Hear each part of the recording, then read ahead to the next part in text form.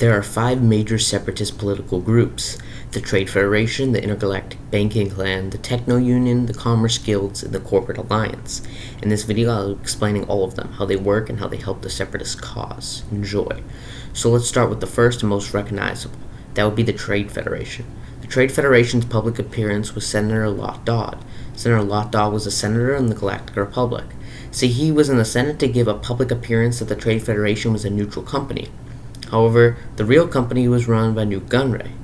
He is the Red Neimoidian we see in the Phantom Menace. As we see, he tries to kill Jedi, which is 100% illegal, so how did the Trade Federation stay in business? Well, simply, Senator Lot Dodd said that Newt Gunray is an extremist and does not represent the Trade Federation's views. We had no knowledge that this was happening, and he deserves to be brought to justice.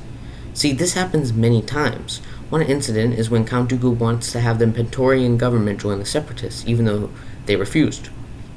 He kidnapped the chairman's daughters and tricked them, and said, "Join the Separatists and we will help you find your daughters." However, Ahsoka led an investigation, figured out that one of the sisters was held prisoner on the Trade Federation ship blocking Pandora. This one must be tough for the Trade Federation to get out of, right? Nope.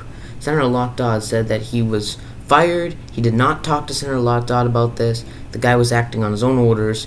He says, "If I was told this, I would never let it happen." Anyway, Senator Lot Dodd took the blockade off their planet out of quote-unquote goodwill for this incident. However, the Trade Federation was like the middleman in trade, as they helped planets trade, but they put heavy taxes. Therefore, many places could not pay. However, the Clone Wars raged on. The Trade Federation became more separatist supporter than an actual business. Now, a big question people ask is, what happened to the Trade Federation? Well, after Newt Gunray was killed by Anakin, the Trade Federation's leadership was the Dumbo Senator Lot Dodd. With him not having any connections like Gunray did, and also because the galaxy was an empire now, this had changed, because Palpatine had governors running each planet that all worked for him, so trade was internal, leaving little room for the Trade Federation. They kept changing leadership, trying to get back on the wealthy they once had, until the mighty Trade Federation eventually went out of business. Now, what about the Banking Clan? Well, the Banking Clan were run by Moons, the same species as Darth Plagueis. The Moons were very rich, and before the Clone Wars, because the Republic constantly needed money and had interest rates that made them very rich. However, when the Clone Wars started, and the Separatists made threats and were taking loans that had 0% interest. However, the Republic was paying 15% interest. Now, you may say, well, they're still making money. You're wrong. Why would you think that? See, the Banking Clan was giving all their money to the Republic, but the Republic was really having no plans of paying them back in the near future. Rather, they just kept needing more money. So in Season 6 of the Clone Wars, Padme goes to the Intergalactic Banking Clan and realizes they are on the verge of bankruptcy, as they barely have any money left. So what happened to the Banking Clan? Well, after the Clone Wars, they basically became a part of the Empire under Palpatine's control. However, they really had no more relevancy in the galaxy after the war.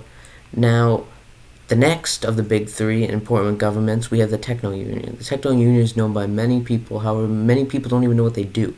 The Techno Union builds droids, cruisers, gunships. However, they heavily lean to supply the Separatists, and here's why. Well, it's because the Separatists needed more business from the Techno Union, simply because all their droids were supplied by the Techno Union.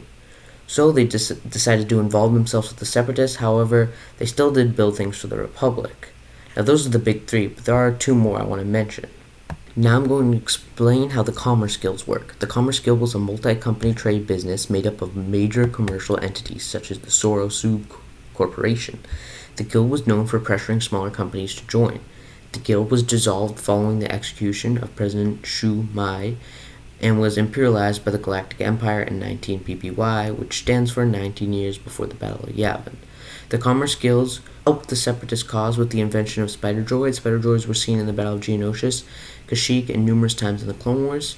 The guild went as far as back as 700 BBY, when it maintained a trading station in the Beefish system. I'm not saying that right. Companies that resisted the guild were placed under tremendous pressure by the guild, including its security forces like the Trade Federation, Corporate Alliance, and the Intergalactic Banking Clan.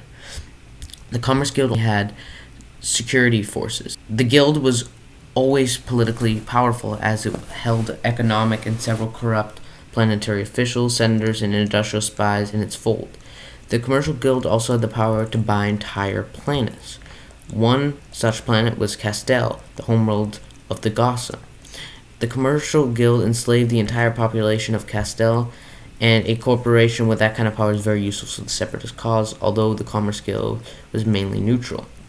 Now, last of least, the Corporate Alliance. The Corporate Alliance was a corporation active during the final years of the Republic.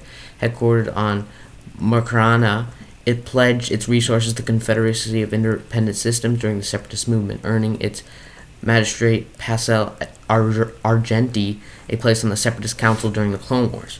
During the First Battle of Geonosis, the Corpus Alliance would have been able to supply ground reinforcements to the Separatists, but they were stopped by the Galactic Republic's orbital cordon. The Geonosians launched thousands of Natech starfighters to break the cordon, but the Republic ultimately won the battle. The Alliance had its representation in the Separatist Parliament by Senator Vo Attel. At the beginning of the reign of the First Galactic Empire, the Corporate Alliance was very active, but it eventually dissolved. Now, one thing to wonder is, why did most of these companies side with the Separatists? It's because the Separatist odds of winning the war were very high. The only reason Count Dooku died was because Palpatine told him to go easy on Anakin to see how powerful he was. Simply, if it weren't for Anakin, the galaxy would be a different place. If you learned something today, give this video a like, or maybe even subscribe. Now, have you ever wondered what's the differences between the Republic and the Imperial Senate? There's a lot. There's a video on this channel, right there, that'll tell you all the differences between the Republic and the Imperial Senate in Star Wars.